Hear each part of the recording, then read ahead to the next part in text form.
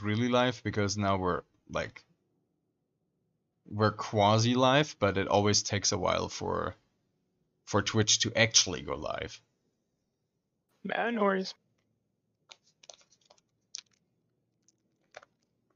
Why are people Xing up in Bombas Bar? Yeah, too bad you don't want to become a Bombas Bar FC now. That's a real shame, man. I mean, I got to look after my corp though. Yeah, but I got like 50 people I'm responsible for now. yeah, but still, every now and then a little bit of freedom. Yeah, one day I might bring an alt over. Sure, why not? Check it out. On Friday, I'm gonna go on one of those Bombas Bar fleets. There's a FC doing a wolf pack, and I think that's gonna be pretty cool. I think it's gonna be like medium scale, and with a lot of E-war and skirmishing around with a couple of, just a couple of bombers and recons, and that's it. I have one alt that I might bring along in Bombers Bar eventually, because it's not in Horde, it's a out of alliance alt. Nice, yeah. Also, Horde is not a pain in the ass about E-warring on blues. When you drop on someone with like 50 people, and then one guy is blue to that guy, and in other alliances it's a diplomatic incident, but if a Hordeling, like puts a damp on a Marauder that is obviously gonna die anyway, it doesn't matter. Like they're very chill, or more chill about it than other groups, as far as I heard. I'm gonna have to ask about it because I will be taking over the Horde Sig soon. So you're gonna take over Horde Sigs? Yeah. Oh, all right. That'll be officially announced later, though. So I think we're really live now. We can start the real interview with seriousness. Oh wait. Where is my pen and paper? Okay, let's just introduce yourself, please. Like, what's your age? How long have you played Eve? Little background story. Yeah, I'm 33. Been playing Eve since I was in the military, so I started playing when I was overseas. Started playing in 2017, roughly. Like I started playing before that, but it was only like. Until 2017 when I joined Test. Pretty much took over the bombing group. Well, I started FCing for them first, just doing like regular baseline cat FCs. Doing fun rounds, then got skirmish, then strat FC and Test, and then I took over the bombing state. And that's where we are now. Oh shit, I had my mic muted. No, I didn't. I had the wrong thing muted. So the guys had bad audio quality in stream chat, I think. But I'm gonna fix that right away. So, how many SP do you have? Because that usually... Oh, how much do I have? Let's find out. Let's 1 second. I have total skill points 162 million. Oh, okay. Wow, that's a lot. So a lot of time gaming. Seems really high. Yeah, and you didn't skill inject a lot, right? No, I don't. I still have. Well, I apart from the banking stuff. So like when we got Christmas, that one Christmas booster where you could like inject all the SP with no DRs, I injected that, but that's pretty much it. Do you have a significant other or children or both? No, just me. Ah, that's a typical FC thing. It feels like. It just you can't FC long term have like family, I guess. At least not for me, the way I want to do it. I don't think. Maybe if you already are an established FC, then you get kids and a family, and maybe once in a blue moon you FC a fleet. That probably works. And you don't stay. Yeah, I'm sure it's possible to have the balance, but yeah. I think that I spend so much time doing even like my corp and stuff that it's. I mean, I could probably find the balance, but right now I don't really want to. I'm pretty happy with my situation.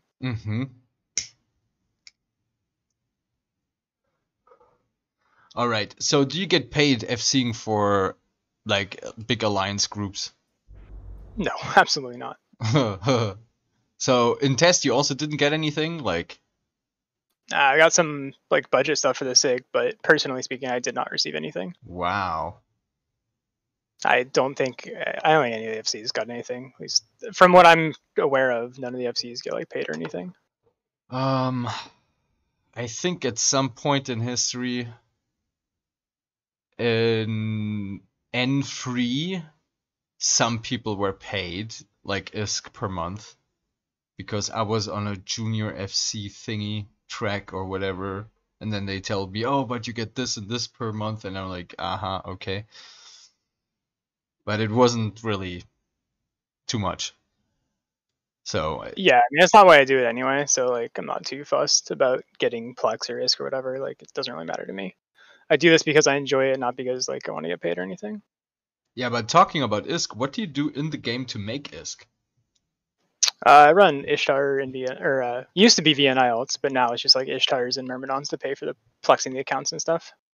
Do you have them combat fit so they can tackle back, or are they easy to kill? Okay. No, they're all like dual rep Ishtars with ADCs and tackle and all that stuff. So how much DPS in a Cloaky Loki would one need? Asking for a friend, of course, to kill one of those Ishtars? It's not me that you gotta kill, it's all my friends that are gonna show up. Ooh, so one has to have so much DPS that the friends are just landing as you're wiping off the explosion in the background. I see. Yeah, I mean, if there's someone in local and I'm ratting, then chances are I have an ult nearby ready to light a Sino. But lighting a Sino and letting people warp on grid takes a little bit of time. I get it. So, not impossible. What's the worst resist on those Ishtars? It's pretty omni, actually. Let me check. Just answer all these questions. Asking for a friend, of course. I don't specifically take them for like kinetic or anything, because right now I'm in Vale. That's really far away from where I am. No, I'm just kidding. Hey, if you want to try Dominic, sounds good. No. I not while I'm doing an interview. Also, not while I'm writing anyway. Not while I'm interviewing you and then trying to catch one of your ults. That would be kind of awkward. I'm not at the moment anyway. I usually rat when I'm like getting ready for bed or like downtime. All right. Wait. Okay, so now we got to go into where you're from. Which time zone? So I'm live in Northern California. I'm from Northern California, but I work nights, so I got off work like 2 hours ago. That's usually what time I get off. So that's why you're EU time zone, because I already thought you were American because of your accent. Yeah, I live on the West Coast in the US, but I work nights, so I come home EU and then I go to bed and then wake up for late US usually. I see. Also, people in Twitch chat, don't be shy to ask questions. Like, I think we got one of the best bombing FCs here on the interview. But it's hard to quantify that. But you were, at least in the last war, you were one of the most active, if not the most active bombing FC, right? Out of all the coalitions. I think so. I'm not sure how active some of the other guys were or how active the Goon Bomber Blops teams were, but yeah, it was pretty active throughout most of the war. That at least was my perspective from watching from afar and trying to find good timers to third party with Bombaspar bombing runs, which was really... Yeah, it was pretty fun. I mean, the war got kind of stagnant towards the end when everyone was on like T5Z and there was that one constellation that we were beating our heads against, but up until that point, it was pretty flexible and pretty fun to be a blob/bomber guy. If you're deployed there, yeah. If you always need to get a chain down there into the arse end of nowhere, because the blopsing ranges are not nice, so we couldn't just, scan out a wormhole 2 regions over and just drop blobs in there. You would need to scan a wormhole, pretty much in the vicinity. Otherwise, you don't have the range. Kind of a tough region. Especially once we got like dialed into that one constellation corner, it's really hard to get to. It was a pain in the ass even to think about. So we Yeah, we had some fun bombs runs though during the war, especially during like the stagnant, like that T5Z 1DQ portion. Like we had some cool tactics, like bombing on gates and stuff because a tie-dye was a thing. And and they couldn't jump, right? yeah, unfortunately that turned around and bit us in the ass when Pando I and all saw them hit that like 7 hack I fleets or saw whatever on that. the gate. But Dude, when you watch the well, we video, knew it was going to happen because we'd been bombing goons on gate with our serve fleets on gates and stuff for a couple weeks at that point. So like we knew it was a tactic that had been created. so But yeah, did they you use definitely took that and used it. 35 as range or 40, or what did you use? Because Depends on how many bombing squads, right? So yeah, sure. two squads, you get 2 angles. So it's like 30, you have to bomb past 37.5 kilometers, and then with 3 or more squads, and you have to bomb at 42 kilometers. But did you try to evade the gate because of the old mechanics that the gates sometimes eat the bombs? Basically, you do Oh 0 yeah, damage to the. So you always were we're trying to shoot. still not sure if that's like a in-game graphic bug or if the gate eats the bomb. Because like sometimes it would do damage, other times it would do damage with no log notification. So it's kind of like We did so much testing on the test server regarding this, trying to find out a consistent way, because I kid you not, sometimes you test it on the gate does nothing. You damage all the ships, not the gate. And sometimes it's 0 damage to the ship. we started creating like a land spot where the fleets were going to land Yeah. based on. So like, and then we just set that bookmark with an ACL, and then everyone would have that bookmark to aim at, and that's what we based the bomb range at, not the gate itself. Yeah, pretty smart. That's, yeah, much better. So yeah, the landing spot, you also probably pull it 2 kilometers like away from the gate or something, and then it's good. Yeah, and then you just create ping. Yeah, create different spots for like if Yeah. they're going to go above the gate or whatever. Because like people almost never use a ping spot left or right of the gate. They always use like above or below. So you Yeah. can put 2 spots on the left and right or whatever, and then chances are, no matter what area they're going to land, you'll be able to hit them. And then you just aim towards the bookmark where the Yeah, wherever they're corresponding. coming Yeah. from, and then I see. So for some of the viewers, this might be gibberish what we're talking. So if you guys don't understand anything or you have a question, just chime in. This is just like a free chit chat interview show. So no time for significant other. That's a consistent amongst the more involved EVE players, I would say. Otherwise, it's possible. Eventually, I might find someone, but right now, like I have other stuff going on in life that I'm not too focused on finding a relationship or settling down. So yeah, you can do work or studying and EVE and some friends, but not additional stuff. Something has to give a lot of the time. So it's otherwise it's becoming a real juggle. But I mean, yeah, there's that one joke. It's like you can have it's like what if you're in college or whatever, you can have like a social life, you can get sleep, you can get good grades, but you pick two, you can't have all three. yeah, Like he's kind of the same way. yeah. What's a bomb, Nemos? I guess you're joking. Uh, there's ships in the game called stealth bombers, and they can shoot a bomb. It travels 30 kilometers and it explodes, and that does mass AOE damage to everything that is in 15-kilometer radius. That's a bomb. There's also smart bombs. Those are different. If that's my Nemos, yeah, he's in my corp. He knows. Yeah. But you never know. He's probably your Nemos, I guess. All right. So one of the questions. So, for how many years have you been in test and FCing there? I think I was in test for about 6 years. I started FCing pretty much as soon as I joined. I think I'd been on like 1 or 2 fleets before I applied to their FC bootcamp program and got involved. So it was pretty quick. Mm-hmm.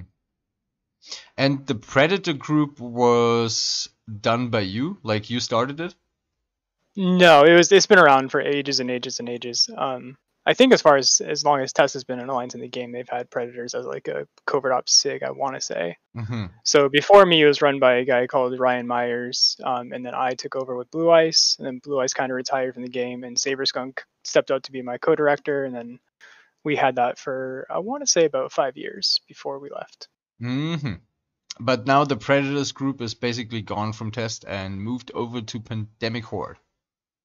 Well, Predators as a SIG and groups is still a test. They're gonna reboot it or something. I So think they're not all in your group. Like it's not like 70% of Predators were in your corporation or something. Yeah, probably about that, maybe a little bit more, honestly. But I mean, they still had people that didn't, follow Meta Horde or whatever. So they'll still have a team to set it up again if they wanted to, I suppose. Is your bio still up to date? I don't think so. Probably not. Reddit contact Predators diplomat Red Wolf Brutal. Yeah, it's old. We have Slazenger now as our corp / Sigurd Diplo, I guess. Yeah, but you might want to update that. Dren Arcana is also still linked there. He's a test diplomat. Oh well, whatever. Change it eventually. So how do you like the state of bombing at the moment in the game? It's tough, honestly. The hack meta makes it really tough to bomb at the moment. Yeah. It's just everything's so fast, so the speed hack meta is really difficult to bomb at.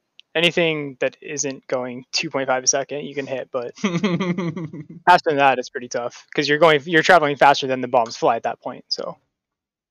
Yep. And even if you try to warp the bombers there when the fleet is turning, you never get a good. Yeah, you have to either tackle the FC like the anchor with some other comp, or you have to void bomb them first to turn off their prop mod, which is what we normally do, is void bombing to lead the runs. But again, it's not ideal. It's still tough. Do you have one squad you just warp them in, void bomb, and then you warp the others on top from where the fleet is gonna stand still, or do you do it all at the same time?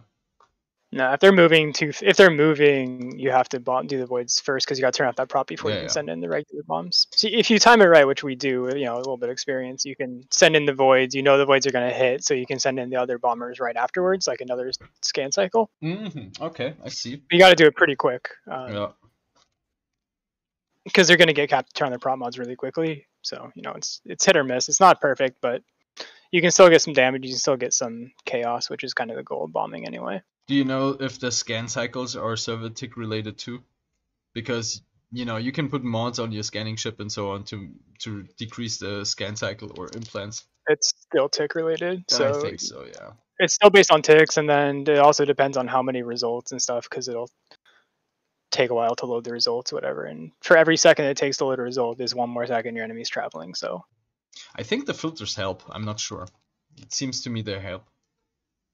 That's why the filters are buggy though for me at least. Yeah. Maybe I just have an old computer, but it's like if you ignore all the results but one, sometimes you'll have so many ignored results it'll just take forever to load regardless. Aye. I normally don't ignore results in big fights. I just find the ID and just sort by name. And if you're set up ahead of time, you can probe the enemy and figure out what their SIG ID is on the probe window so that you know what you're looking for ahead of time. Oh man, Gustav just rated with 62. Thank you, Gustav. And also, if you would be so nice and link your Twitch link in the stream chat so people can follow you. Thanks a lot, Gustav. We're just in the middle of conversation about bombing, and man, I love that topic. Although at the moment, what I really like and enjoy is bombing and twerping. Like a little engagement with 2 squads of bombers and 3 recons. Just bombing them into half shields and twerping the rest down. If it's a small response fleet, like 30 characters or something. Yeah, we've done something similar. Usually when we're trying to attack rocks or something, they'll bring in a response. You can just bomb when they land and then go to town. Oh yeah, if you manage to time that and place that correctly, then it's glorious. I just find it really hard to do. Most of the rocks I run into now are just doing those stupid freaking crab beacon things where they do them on the asteroid belt so they can still panic, and it's just such a nightmare. Yeah. And I'm hoping CCP eventually says that's an exploit, but we'll see. Feels like a bug to me. I hope it is. It feels a little bit overpowered being able to panic. Feels like that's not the intention of what the panic module is. It's supposed to save your mining fleet, not your combat crab beacon fleet. But yep. I mean, as long as it's there, I may as well abuse it, I guess. The ones you encountered, were they also having like all sentries out and placed like a wall, and then all the Yeah, sentries are usually it's gonna like hit sentries something? or heavies or something. So just by decloaking, like, because you want to focus void, but you need to be aligned to focus void. So you're gonna lose a couple bombers just because the drones will murder you before you can get out. Low disk space is asking, have tactics changed now that blobs can bridge through two now? Not for me. So I don't really use combat blobs as much because we have the numbers and it's not really needed for what we do. If it's appropriate, then yes, it's nice. Conduit bridging is, we use it more as a way to get people out than get people in. Yeah, same. Although there is a really cool tactic where you can conduit bridge other blobs. So that's kind of cool, and that takes like the same amount of fuel as a regular like bridging bombers or blobs. Doesn't cost more fuel; it just costs a set amount per ship, I believe.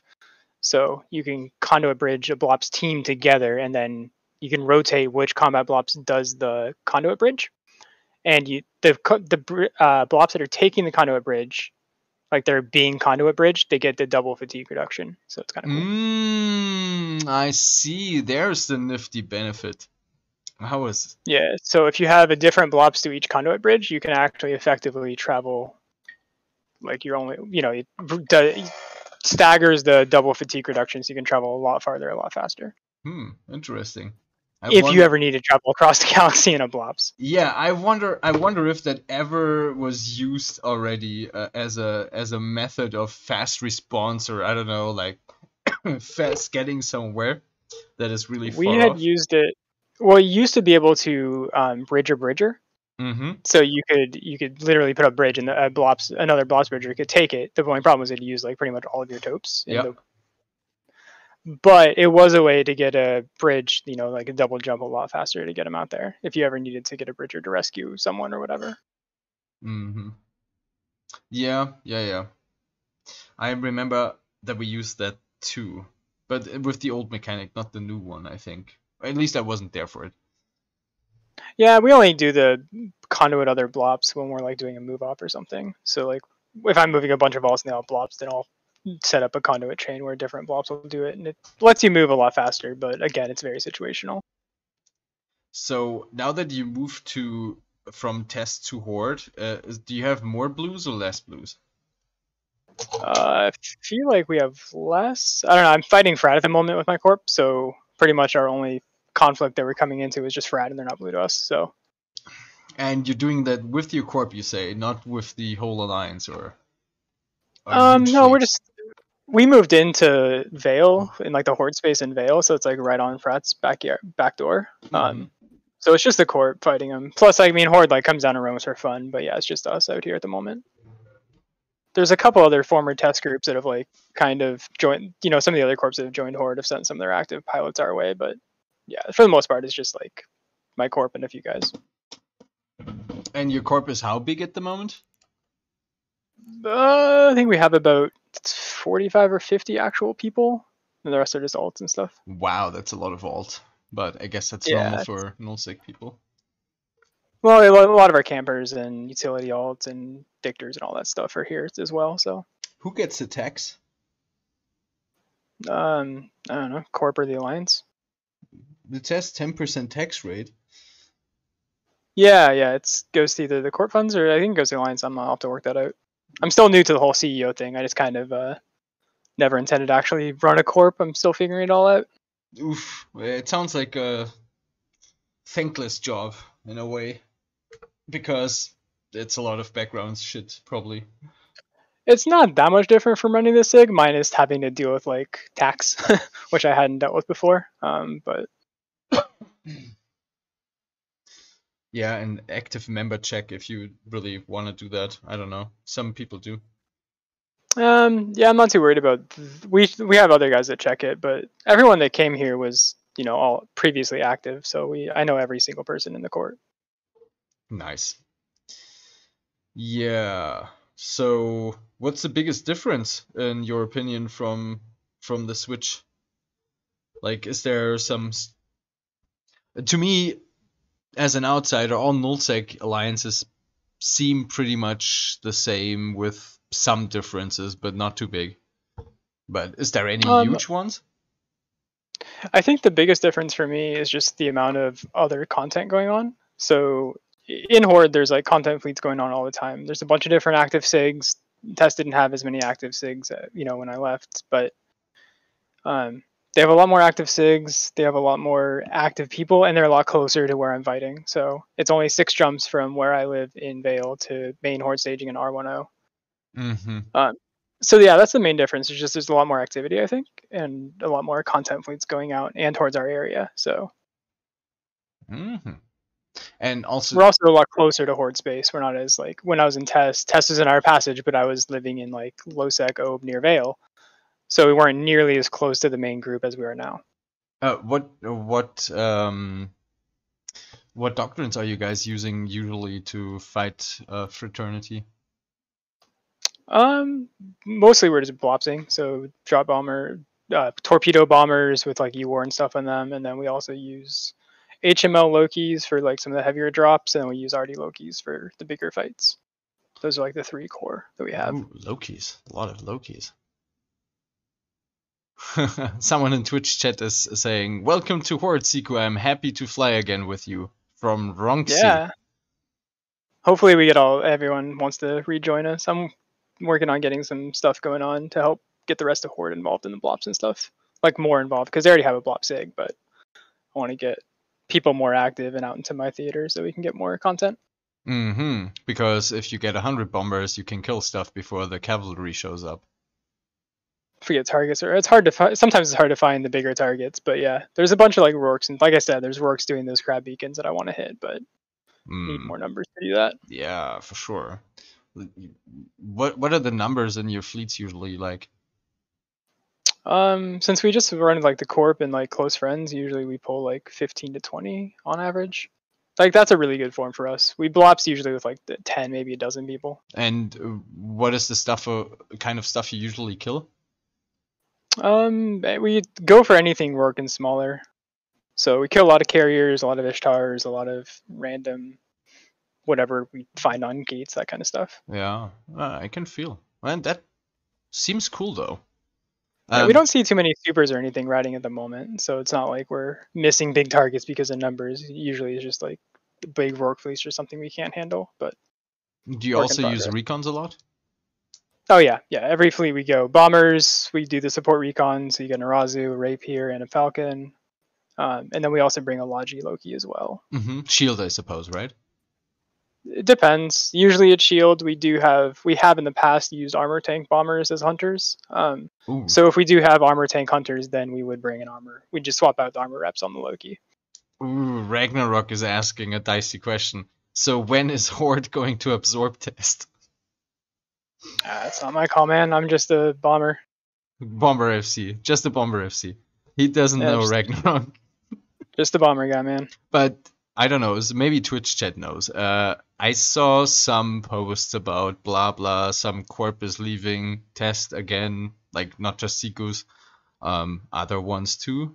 So do you guys know if there's significant numbers leaving and where they're going to? I don't. I have nothing to do with test anymore. Nemos is saying up to 5. He thinks. That seems like a lot. Oh. So a few PvP corps left to Horde, Shiro Neutronica says. Yeah, there's a couple that have joined us here. A couple have just recently joined, I think. Villy's Corps and Horde. Tropid Elite, I think. Bope joined Horde as well as a couple others. Her joined Horde, and then Standard Contracting as well, I think. So what I saw over years in happening with goons is that they were... how should I put this? They were like their leadership was pretty nifty about who can run what comp and like not too JFC friendly, I would say. Like hindering the content more than, letting them do stuff. And it felt like they were not very active PvP wise. Like you guys, you keep yourself busy, you're always finding fights, right? You're always finding someone to fight or some skirmish stuff to do. Also in it, for example, they're always, active doing stuff, PvPing constantly. which trains up the core of the people and the FCs as well. And then when it's time for war, it seems to me that if you don't do that in times of not big war, then you're lacking the talent or the core group of PvPers. Yeah, we don't really take vacations in the corp. Well, I mean, when I was running Predators as a SIG, we just constantly would go from content deployment to content deployment, always fighting. Yeah. I don't, we don't really have people that are dedicated to making money or anything really. It's just kind of a background side gig.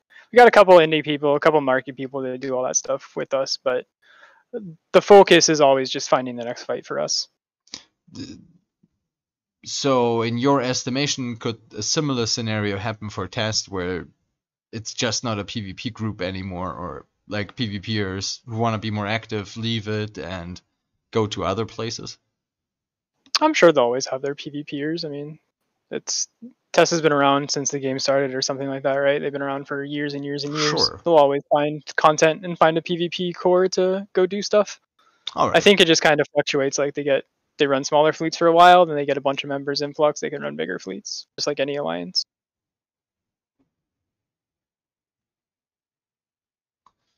Sieku, we have already a Blobsig and Horde. Will we merge them, or will Preds go back to being a single Sig again?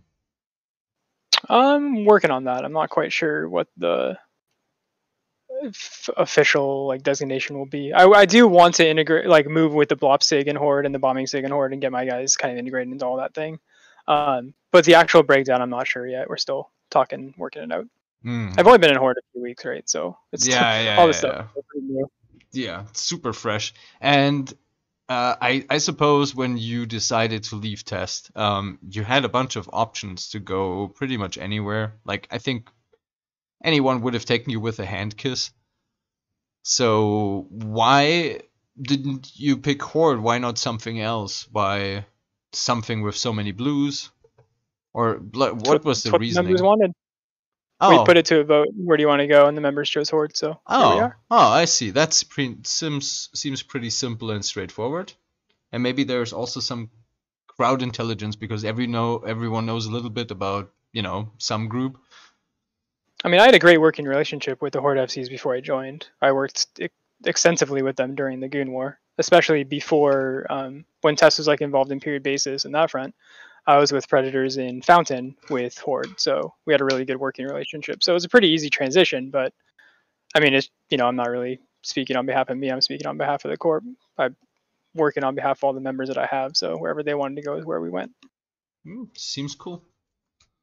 Also seems like a natural choice if you already have good connections there.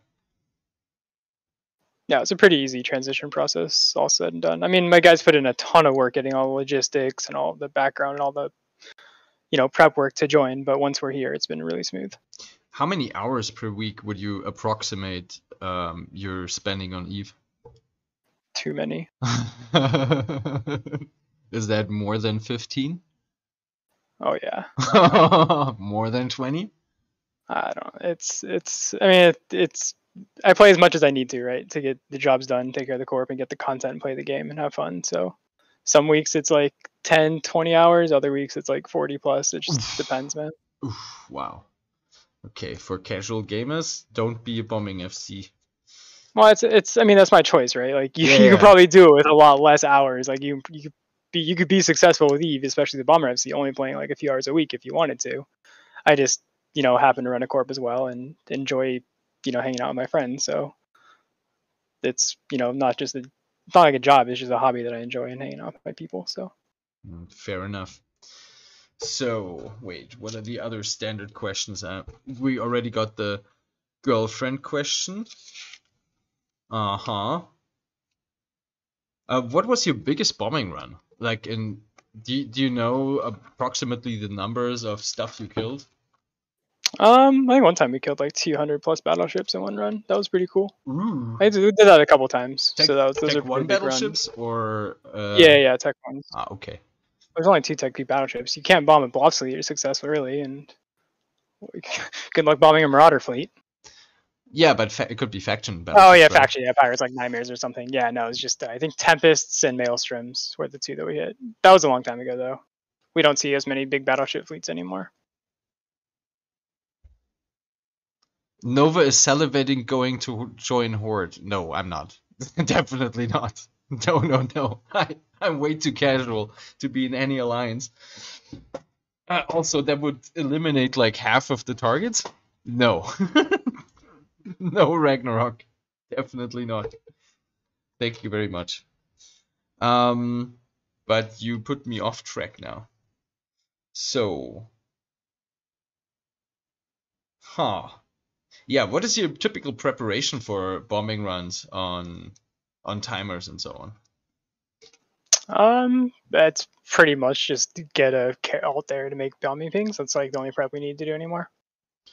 You just got to get there, like, you know, ideally before any of the other fleets get there, so you're like one of the first to get there to make your pings. And once you get the ping set up, you're pretty much good to go.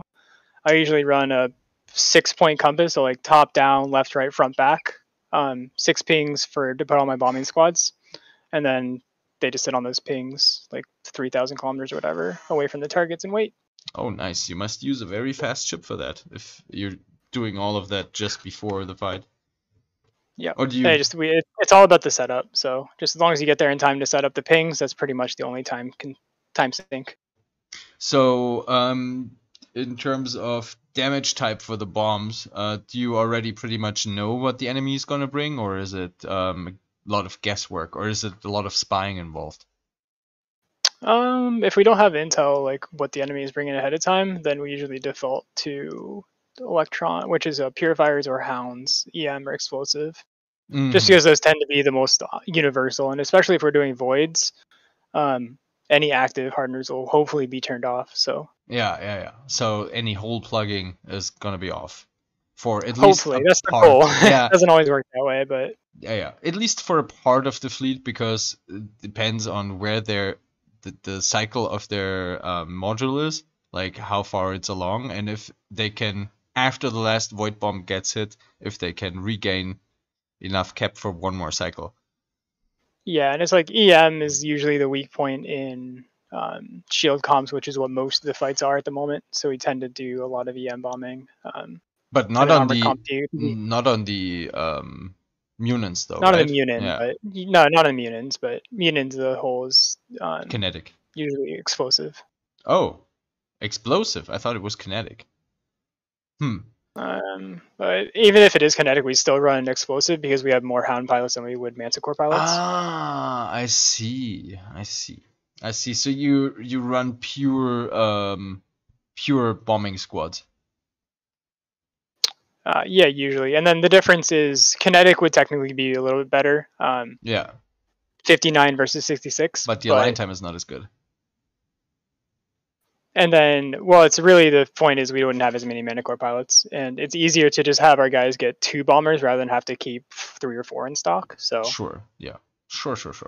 Oh yeah, you guys are nullsec. You can't just buy anything in Cheetah. I keep forgetting. Logistics are a little bit different. So we're in direct range of Cheetah where we live, but at the same time, we're constantly redeploying and moving and stuff, so it's just not feasible to have people hauling around 4 frigates every time we move. For sure. I get that point. So how many bombers do you put in the pure squad? Like 6. For damage? 6 bombers I think per squad. So. Yeah. I think if everyone you can have 7 if you don't have Covert Ops 5 on your characters. Yeah. But we assume that you do, so we do 6 per. Yeah. That makes sense. Pretty much all of them should have Covert Ops 5. And if it's hopefully mixed race, I think you can go to 7 and then +1 because sometimes you have to anticipate someone not getting their bomb off. So yeah, but if we're gonna do that, then we just put them in a different squad rather than like anticipate failure, because you want to plan for the best option. So and we sometimes we only do 1 squad at a time. So if we're doing that, then we do 6. Oh, sure. You want the max damage, yeah. Yeah, per run. And then if we have any off-racial bombers, we usually put them in voids or something rather than having them do damage. Unless we have to, then we will. But do you have any rituals for like any, I don't know, any silly stuff you put in your cargo hold, or any music you like to listen to before you FC a fleet, or Just music? No.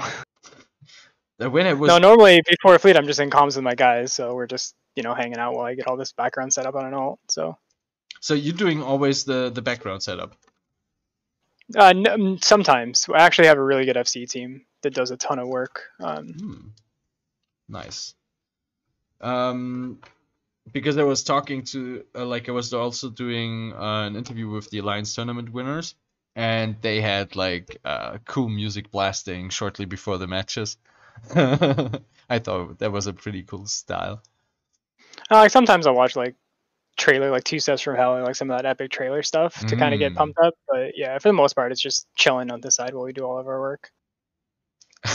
Nemos is asking, how do you feel about the bomb deployment skill? Thank you, Nemos. That is a great question. Oh, hey, that wonderful skill doesn't work. I love it. You encountered that same issue. Let's see. So yeah, bomb deployment is a skill that allows you to use bombs. Obviously, allows you to use a bomb launcher, but you need bomb deployment 4 to use void and focus void and lock breakers. You need bomb deployment 5 to use a T2 bomb launcher, which is awesome because it significantly lowers the cooldown, so you can bomb more often, and it holds more bombs, which is great. But the bomb deployment skill itself should reduce the cooldown of the bomb launcher. It doesn't. Yep. How many support tickets have you guys filed? Far too many. Me too. Then I gave up. I even got the CSM team to bring it up one time, and yeah, no. I spoke to Rise directly. He told me, they're aware or something, and he's gonna look into it, and it's gonna be in the next big thing. Yeah, I believe when I see it. But I fully expect that their change, instead of fixing the skill, they're just gonna like change the text so it reads like only applies once or something, or they'll just like change it to like instead of 25% low level, it'll be like 5% low level, so it ends up being the exact same. Such a useful skill because almost all of our guys at least have it to 4, because it makes sense in terms of the using focused void bombs, right? So a bunch of them have it on 5 because they want the Tech 2 bomb launcher. For bombing runs, those are great, and then I put all those in a special squad that I'm going to use more often.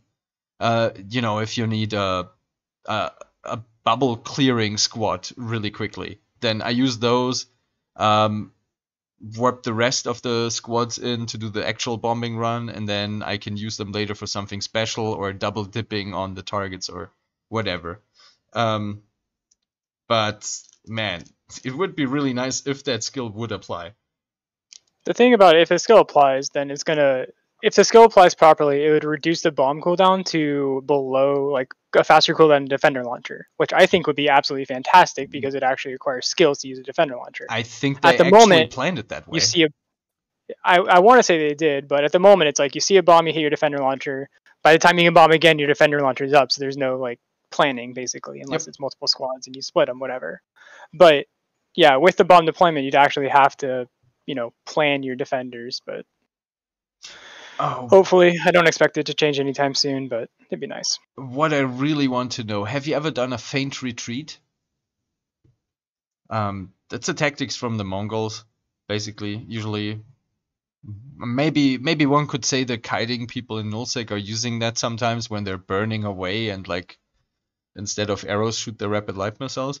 But what I think we did it very long time ago. So basically what you do when you're on a static thing like a gate camp or whatever, and you're sometimes skirmishing with the locals there, and then they bring far too much, it seems, and you tell you guys to all align to the sun, and then you have a bookmark prepared there and a bubble prepared there, and you warp the fleet to the bookmark next to the bubble. The enemies warp after you, they land in the bubble, and you bomb the shit out of them.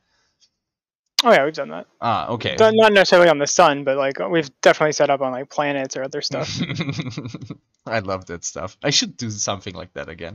It's so much fun. For a while during like the Goon War, we had like anchor bubbles pre-set up in locations. So we'd anchor bubbles on planets or whatever ahead of time, and then get the fleet to chase us to those bubbles, and then we bomb them. Did you also sometimes use your friendly fleets? Because that's something I cannot do. I never have a friendly fleet on grid. I see. Yeah. Usually, if there's like a horde fleet roaming in the area and I'm around and want to form bombers, and I'll just hit up their FC and use them as bait. Ah, yeah, sure. Sure, why not? Yeah, like, let's say a smallish horde skirmish fleet that's gonna get a huge threat response fleet, like all, let's say, I don't know, Feroxes. That would be a very hard counter to their small skirmish fleet, and then you come by bombers and bomb down the Feroxes.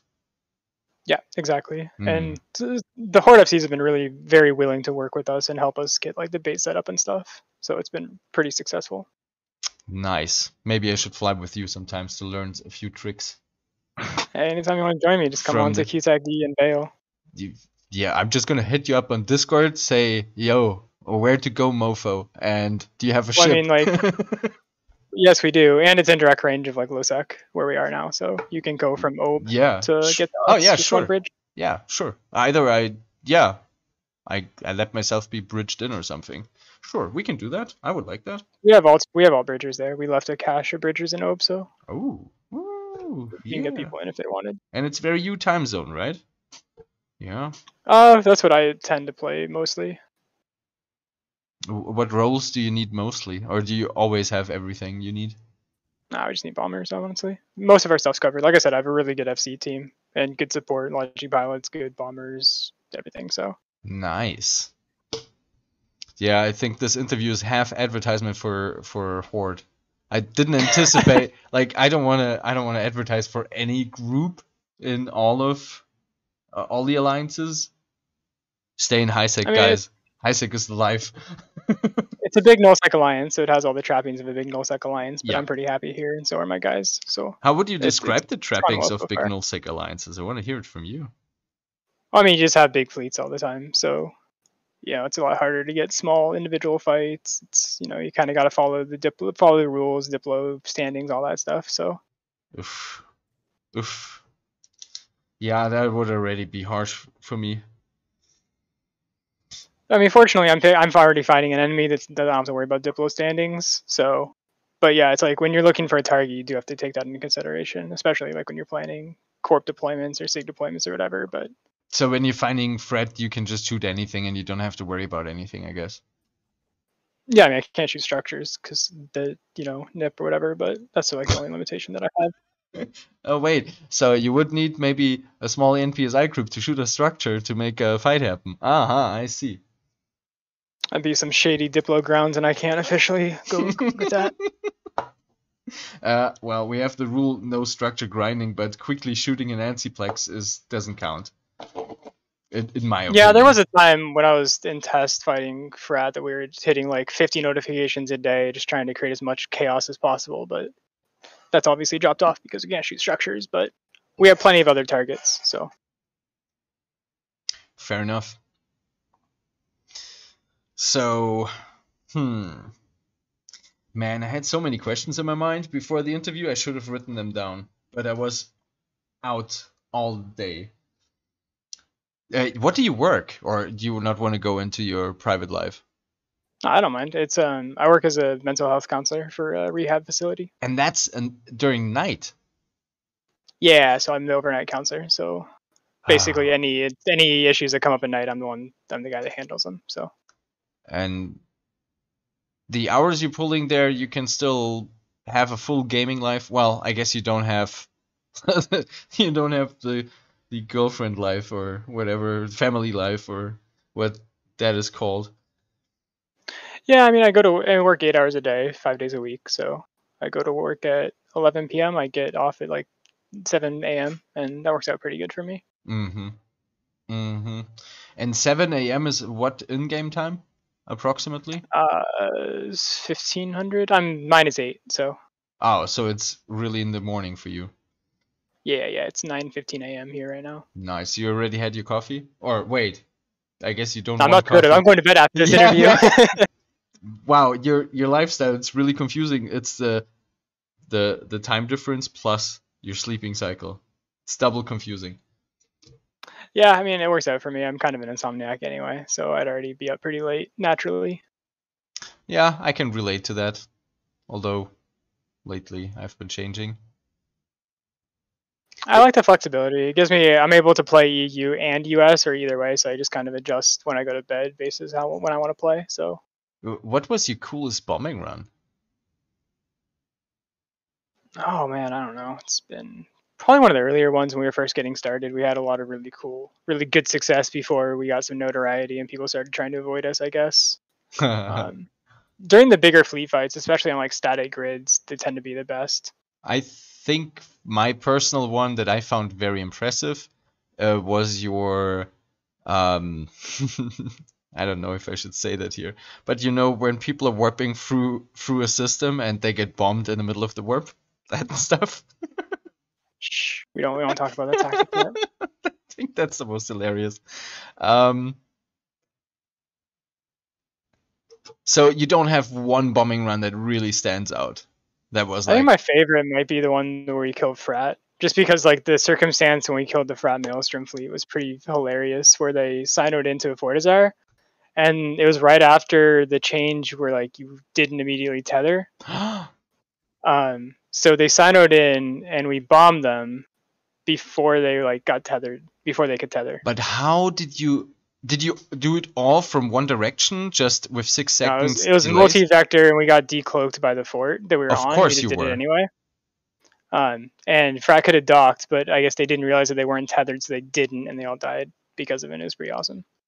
How many bombs did they each needed to eat? Do you remember approximately? Because I don't know. We had a solid 4 vectors, so we had it was 7 bombs at the time because it was before the bomb change. So that was what. And they didn't have hardeners on, of course, because they were just signing in. Yeah. So like I said, they could have docked, but they didn't. So I find that surprising because when you light a Sino and you spawn at a 5 kilometer radius, if I remember correctly.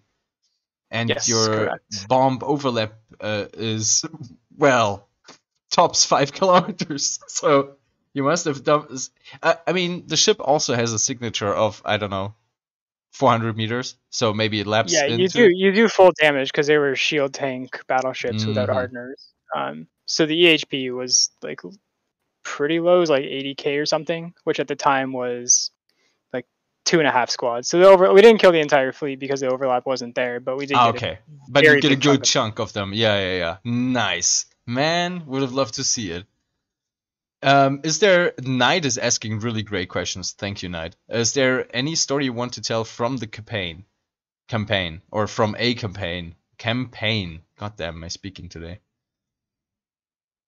Oh, I don't. I don't know. I think my current favorite story was the beacon that we put in AJI during the Goon War. That was pretty phenomenally fantastic. Could you explain that for the people who don't know? So we put in AJI. We put a Sino beacon in AJI, and we opened it up to Goon ACLs and renamed it to like 1DQ Falcons fleet or something. So it looked like it was a 1DQ Sino that they could light to the Keepstar. Yeah, we ended up killing we got so much stuff on that beacon. It was ridiculous. Was it one of those deployable beacons? It was anchorable, like. Yeah. Yeah, it was the structure. It was the beacon, Sino beacon, or whatever it was. Structure thingy. So we just put an ACL open to Goons, and then it became a thing. Like we even got a thing on Zkill that says the beacon provides. That was because of the AJI beacon. And there's even the homepage that is called the beacon provides it as your URL. Yeah, I'm gonna open that up and check it out. I'm gonna link it in the stream. There were other beacons that were doing similar stuff. PanFam had a beacon in 1S Tech that was like in competition with our beacon. There's a couple other ones that are doing the same thing. Oh, the Beacon Provides website is actually just like a bunch of kills from beacons. Yeah. But it's from a couple of months ago. But well, we don't have any bait beacons up at the moment. So. Yeah. But yeah, when it was a big thing, it was getting a lot of kills, honestly. I guess they could still work. Yeah, they do, yeah. If people fall for it, you just gotta be in range of a major alliance staging for it to really be successful. Yeah, that was one of my most favorite times, because we just had like people come in from like low sec and high sec making literally would make pilgrimage to the beacon and just like hang out in local and get on kills and stuff with us. It was pretty fun. So you were there in super capitals and everything, or? We weren't there in super caps. No, we had dreads. Oh, okay. But we were killing super caps with it because Yeah. we just put anchor bubbles on the beacon, and then anytime someone would come in, it would just be in range of the fort. Also, the so. surprise must have been really big. Every time. Yeah, it was. You never know what's gonna come through, so you just be sitting there hanging out, doing your own thing, and all of a sudden, someone in comms would be like, "Hey, super's on the beacon," so everyone would, go bubble it, kill it. And was the beacon always perma bubbled with like large bubbles? Yeah. I see. If we had like a major op, because like during the AJI beacon thing, we were also attacking that constellation pretty excessively. So like if allied fleets needed to use it to like transit or something, we'd take bubbles down. But yeah, for the most part, it was just a bait beacon for content. So Nymos is telling, what about when Fraternity bridged in a Tempest fleet and we bombed them on a Sino? Then they reshipped and we bombed them on the Sino again. Yeah, I think that was the same thing that I talked about earlier when they signed it in on the fort and we bombed them or something.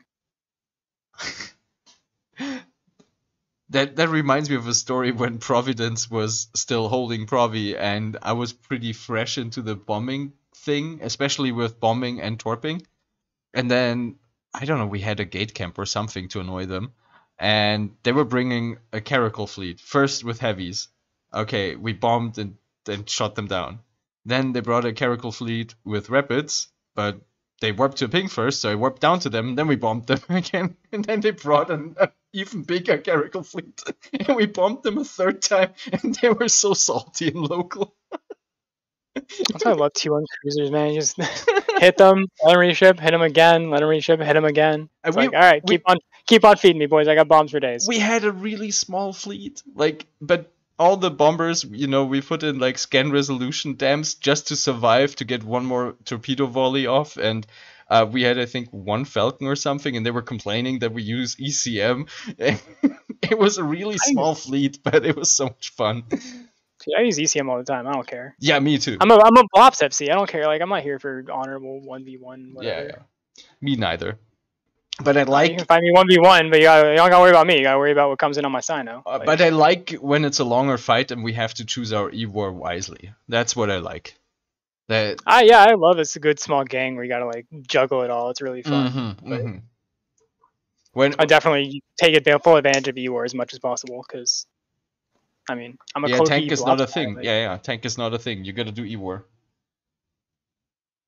Like, even our HML Lokis are still, like, less tanky than, like, a hack, so you gotta level the playing field somehow if you're gonna use Covert Ops Cloaks. HML, Heavy Missile. Oh. Yeah. For our drop Lokis, yeah, that's what you use. But if you don't have a lot of them, you really don't have that much DPS, right? Correct, yeah. And we're always floating that like number because we're pretty small core, pretty small group. What do you use for nuding out capitals? Freaking focus voids. Oh, pilgrims. Really? Yeah, pilgrims. Pilgrims and focus voids. Oh, pilgrims. Wow. Depends. If it's like a carrier, then it's like pilgrims and falcons if we need them. If it's like super or Rourke, then it's focus voids. Yeah. Or we'll lead with focus voids to drain the cap and then use to keep them down. To keep it out. Okay. If anyone from Bomberspar is listening, he never said anything good about pilgrims. Get that out of your head. I think we have like 2 guys that are like obsessed with them. So yeah, me too. They use not pilgrims, legions as well. Oh, they make a bit more sense, I would say. Yeah, we have some guys that bring like a legion, like heavy nukes. With the recon prices nowadays, I mean, it was different when recons were considerably cheaper than a T3 cruiser. But now, I mean... Well, same with the SP loss too. Like, you don't lose SP anymore if you're losing a T3, so... Knight is saying, hey, I bring the meme pilgrim only once per year. We also have... Yeah, there's like some guys that always bring, like Undock will be like bombers, they'll be like, I'm gonna bring my pilgrim. I'm like, no. Yeah, me too. Oh my god. Oh, that's so nice so I can actually relate to someone. Because I'm always like, man, what do you want to do with this pilgrim? And then he's like, maybe we get a marauder. Yeah, but we have this amount of DPS at alpha.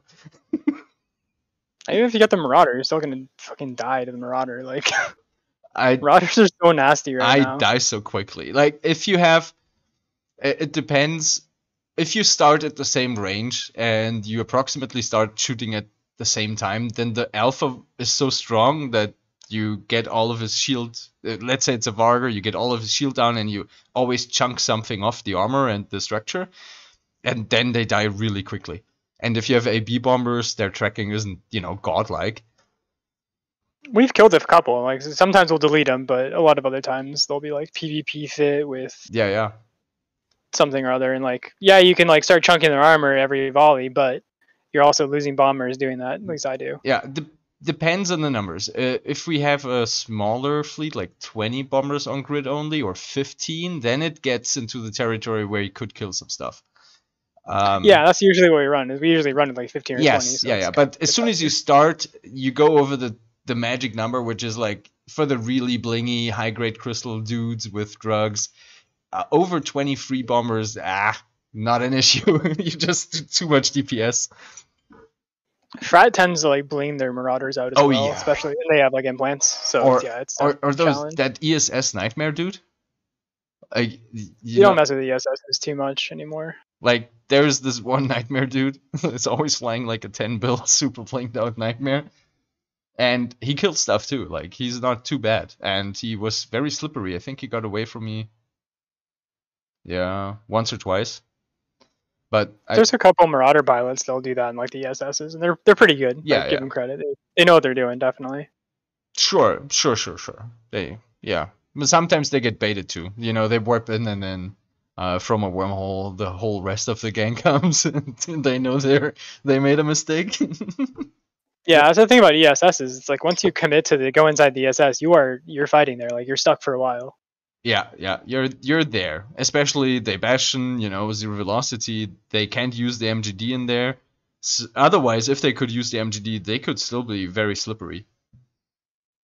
Like a lot of them will cloak Marauders in the ESS, like 150 off, and they'll just leave it out there cloaked in a Marauder. And as soon as something comes in, they'll just decloak it and just shoot it. And then, anything comes at them, they'll just MGD and leave. Is there any small skirmish tips and tricks you want to share for aspiring Bomberspar FCs like me? I mean, if you want to fight on grid, fight on ESS grids. They're not inside the ESS, but on the outside, it's ridiculously broken.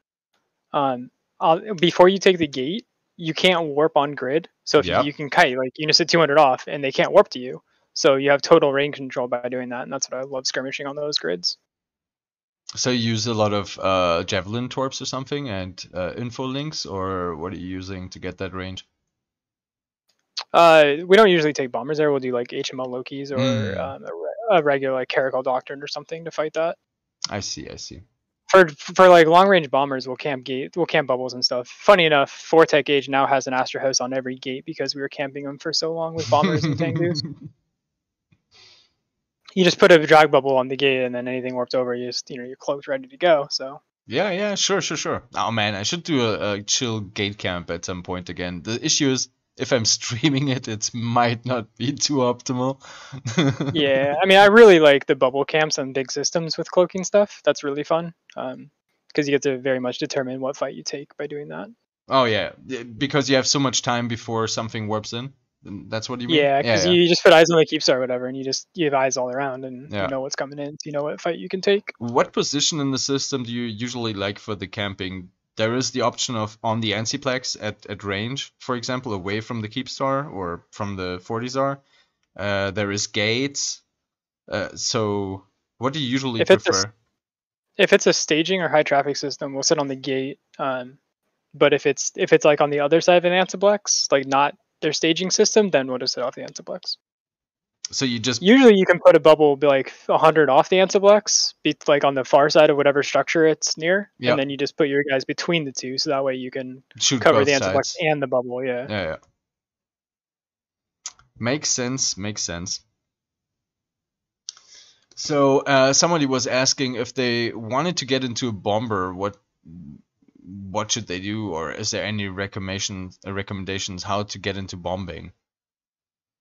Do like I did, man. I just skilled into a bomber, took it to nullsec, and started bombing random dudes. The first bomb I ever threw was at CO2, during like the very right before the first World War B thing. That was just me and my real life buddy. We were just like, what are we gonna do? We're like, I don't know, let's go bomb things. So we just took a bomber out to nullsec and started bombing CO2 fleets on the run dock.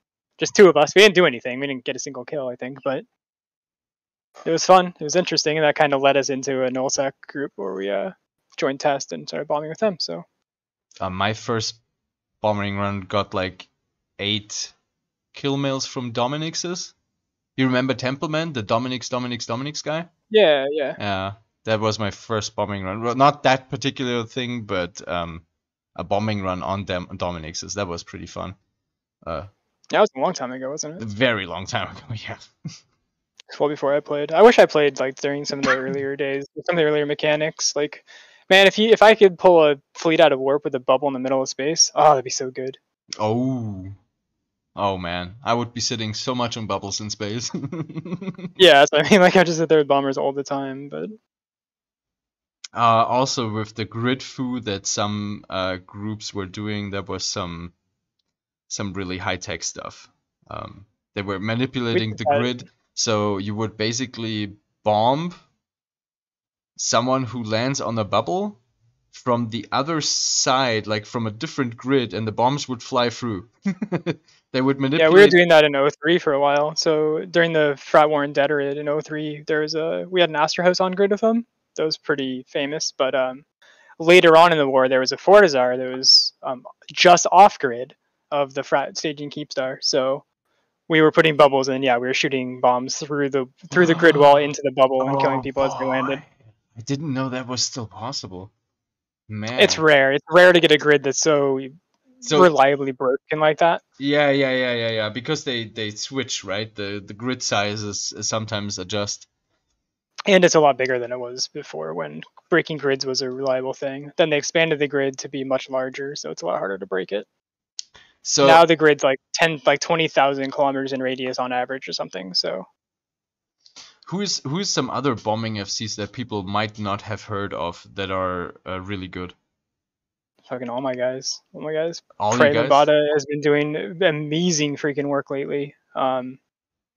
Yeah, Prey's been doing fantastic work. Some of our other guys like Unseen Onzo's been doing great work. But that's all my guys, so I'm totally biased. Other bomber FCs, I'm not too familiar with a lot of other ones at the moment. I often try to keep track who's doing the biggest bombing runs, and I think the one that Pando pulled off on that gate, that looked on the video, it looked impossible, like the bombs were gonna blow up each other. At least to me it looked like it, but maybe in tie-dye things are a bit different. But tie-dye totally messed that fight up, and yeah, there was that was a run, man. That was a run. That looked so impossible to me, but I mean, so much died there. I think it was, I don't know, 150, 200 bill. So I think that is the biggest bombing run in EVE history as far as my knowledge, but it's limited. Like, I haven't been everywhere. I mean, short of like deleting a Macario fleet or something, it's going to be the biggest bomb run for a while. I think a Nightmare fleet. I think a Nightmare fleet got deleted once. That was similarly expensive. Yeah, I think so too. I think so. That was pretty expensive. I know my biggest one was the MTech Omicarials, completely wiped out. That was really large, but not 200 bill large.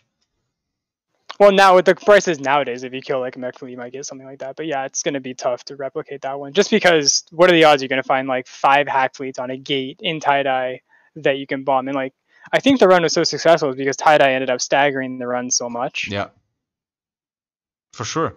I mean, my mech bombing I can't replicate because they have less low slots now. So it's not like nowadays mechs would die much sooner. They wouldn't require 67 bombs to land on an individual mech. But they had, the implant sets for increasing the thing, and they had bling all in the lows. They were super tanky, and they always called them unbombable. And they were teasing me. Because I tried bombing runs on them before, didn't have enough numbers. Didn't work. Yeah, all it takes is one time for it to work, though. Yeah. Like, that's the thing about bombing is I probably try 10 runs before I get one really good run. So there's a lot of attempts that people don't see.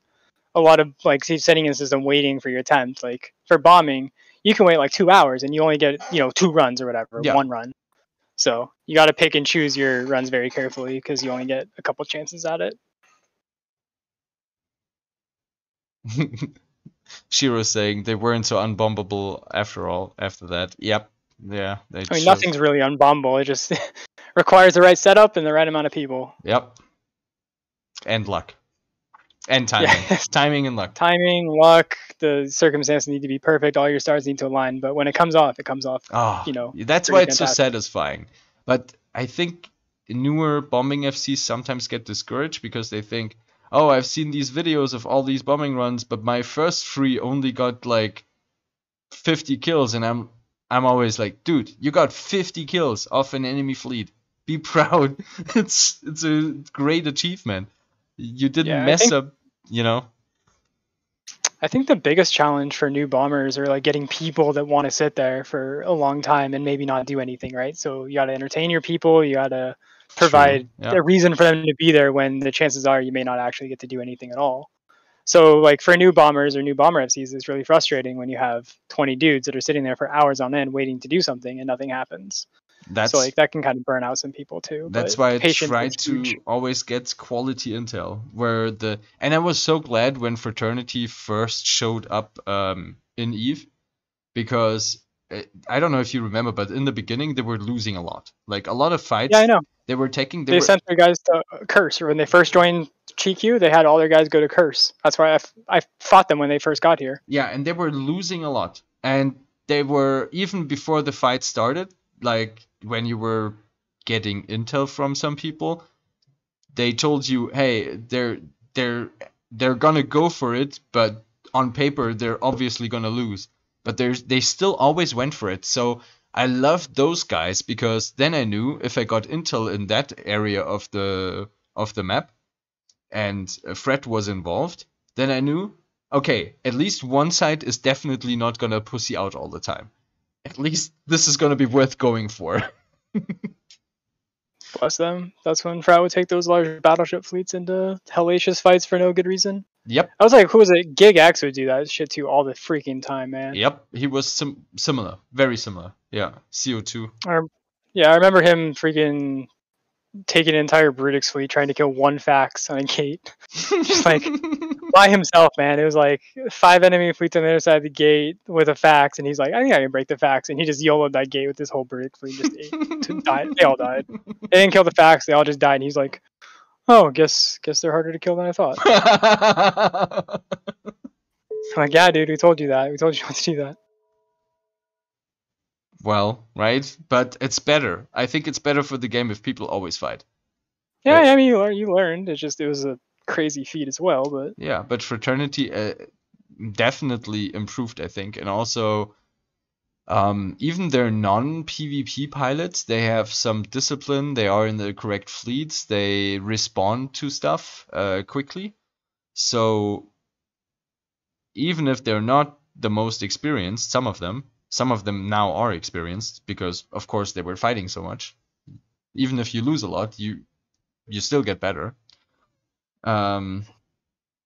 So they actually improved quite. Oh yeah, they've done really well for themselves, especially living in Vale. I mean, there's a lot of content in Vale, a lot of fleets coming in their space. So Vale is just a fantastic content area. So is Tribute in that whole area. This whole region of the game in the north is pretty good for.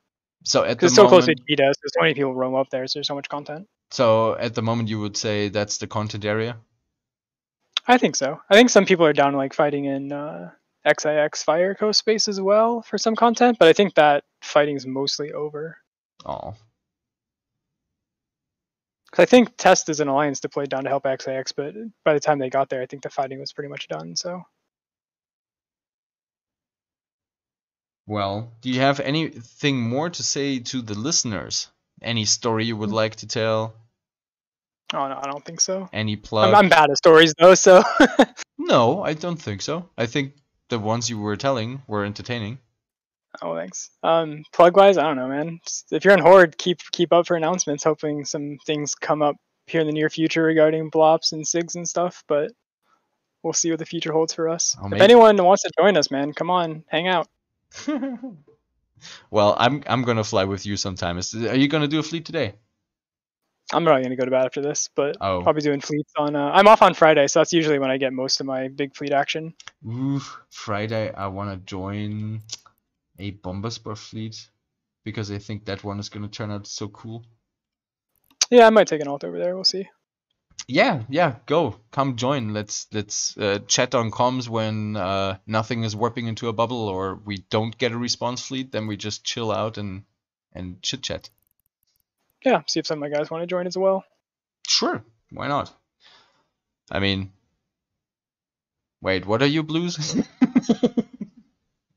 Who are you? Who are you blue to? Half the map? Fucking pan fam, I guess. I don't know, I'll have to work it out beforehand. That's always. Well, I'm sure a few of us have out of alliance alt, so.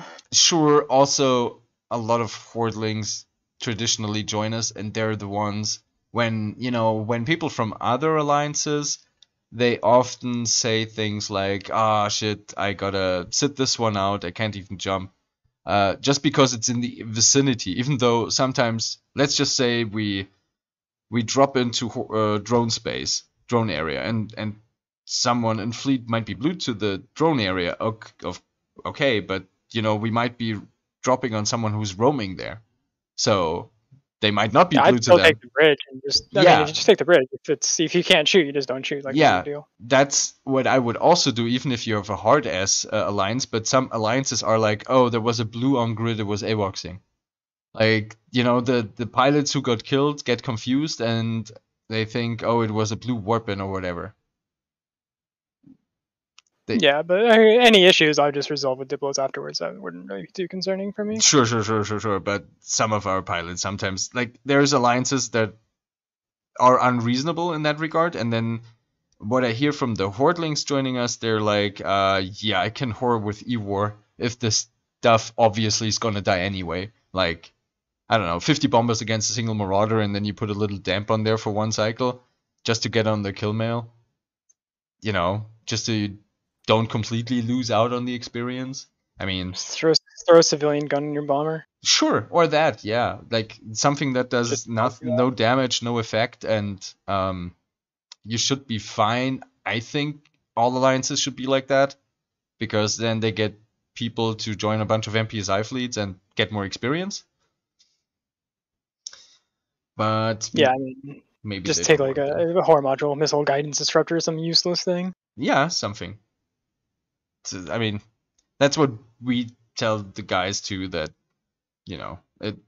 they have to ask their core people, obviously, if they don't want to get in trouble.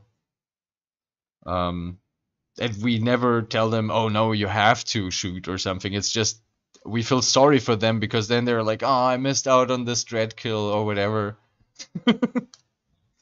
We just feel bad for them. I mean, I wouldn't feel bad if I had to miss a kill. I don't really care that much. I'm just there for the hanging out part.